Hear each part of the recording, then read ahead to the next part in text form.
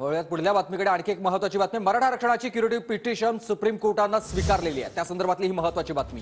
24 जानेवारीला सुनावणी होणार आहे। मराठ्यांच्या एसईबीसी या आरक्षणाची आशाता वाढलेली आहे। सुप्रीम कोर्टात वकिलांची फौज लावणार असल्याचं मुख्यमंत्री शिंदेंनी म्हटलंय।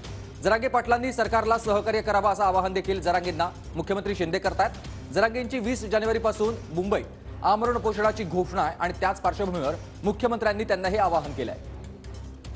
या मराठा समाजाला एक आशेचं किरण या ठिकाणी सुप्रीम कोर्टाने एक नवीन विंडो, एक मराठा समाजाला दिलासा देणारा निर्णय घेतलेला आहे। त्यामुळे मराठा समाजाने देखील संयम ठेवला पाहिजे। माझं आंदोलन करते इतरही कोणी असतील, जरांगे पाटील असतील, त्यांना देखील आता आंदोलन करण्याची वेळ येणार नाही। त्यामुळे यामध्ये सरकारला पूर्णपणे सहकार्य करण्याची आवश्यकता आहे आणि सगळ्यांनी कायदा सुव्यवस्था, शांतता, सुव्यवस्था राखणं ही आपली सगळ्यांची जबाबदारी आहे।